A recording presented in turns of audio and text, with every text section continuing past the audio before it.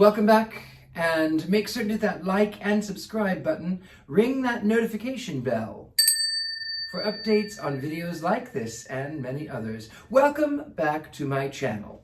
Speaking of channels, today we are going to be talking about channeling. So, let's get it started, shall we?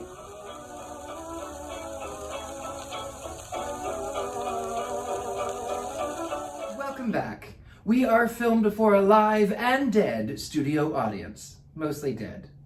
So, as I mentioned, we are talking about spirits and channeling. So you saw in the intro some of those pictures of me as some very famous characters, including Freddie Mercury, Dr. Frankenfurter, and Willy Wonka.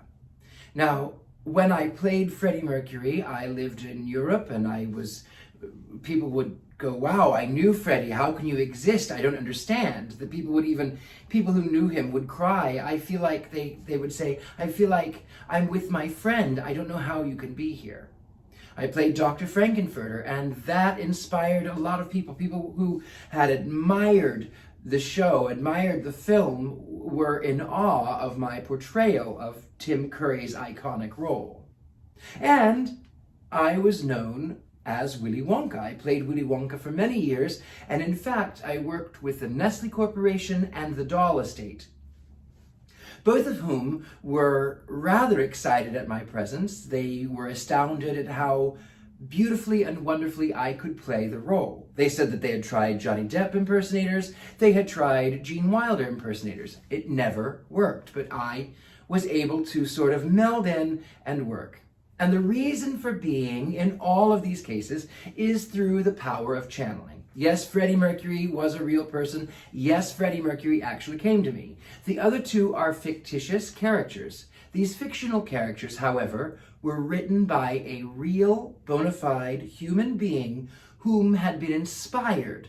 And when a mass consciousness, when the public starts thinking about a character, it almost becomes a god. It almost takes on an energy of its own. And so, knowing what Roald Dahl was inspired by, I was able to take on those energies into myself.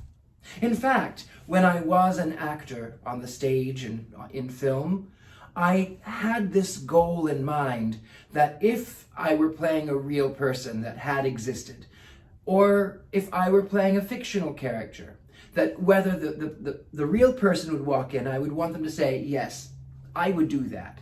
I would want the author to come in and say, wow, yes, this is exactly what I saw. Another story is the Looking Glass Wars.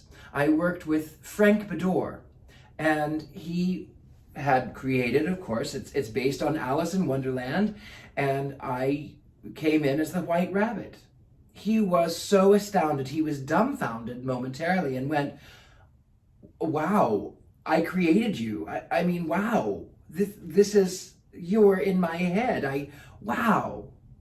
And it is because of channeling. I allowed myself to be the conduit to these energies that are floating around in this universe that we live in. But there are different forms of channeling. I can't tell you how to be a medium. I can tell you how I am a medium. So there are different forms that I even take. Sometimes I will get feelings, I will have apparitions, I will have thoughts, I will hear words and I translate them. But when I do a seance, I like to make certain that everyone in the room has their spirits elevated. So there is a lot more ceremony. There is a lot more pomp and circumstance. There is, of course, we use the Ouija board, and there is incense, and there's organ music, and there's candlelight. And that way, like in a church service or in some sort of mosque or synagogue, any sort of religious organization, people will come in, and then there is a way of elevating their spirits so that everyone is of one mind and of one accord. Now, mediumship is very old. It's even talked about in the Bible. The Old Testament is the Witch of Endor. It's one of the mediums who contacts King Saul's predecessor. And so, she's the witch of Endor, and the Bible sort of frowns upon witchcraft and mediumship. It is also a great thing that women are oftentimes, more frequently than men, to be seen as a medium.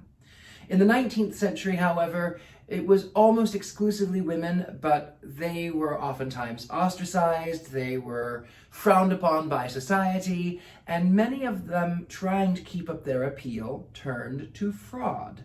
They would cough up ectoplasm, and they would do spirit communications. However, there were certain members who belonged to the spiritualism movement that they could see things, they could hear things. There were a lot of tests that were done on this. And in this particular instance, many people, many scientists of the day, actually converted to spiritualism. And on mass consciousness, there is the Philip experiment. This is not something... Go on. And on mass consciousness, there is the Philip experiment. Philip did not actually exist, but they created a backstory. They were astounded to find there was actual spirit communication through this fictitious character.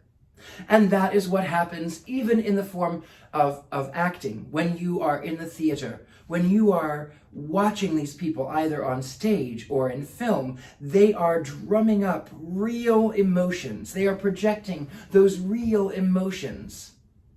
And that is why many places are haunted. Many theaters are haunted, places of worship are haunted, because it is all about elevating the spirit. And now, here's a word from my friend the devil and Osmotic.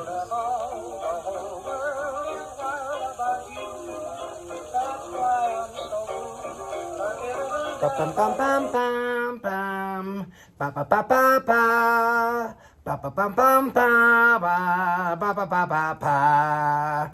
Surfing USA, get it? Channel surfing, get it? Get it? Get it? Oh, back to you in the studio. Thank you so much, and thank you at home. Make certain to check out our Patreon, The Gentleman's House. The link is in the description box. If you yourself are a medium, if you have communicated with spirits, leave a message down below in the comment section. I would love to hear your interaction with some of the spirits. Thanks so much. Till next time, as always, I've been your host, Richard-Lael Lillard, The Gentleman's House.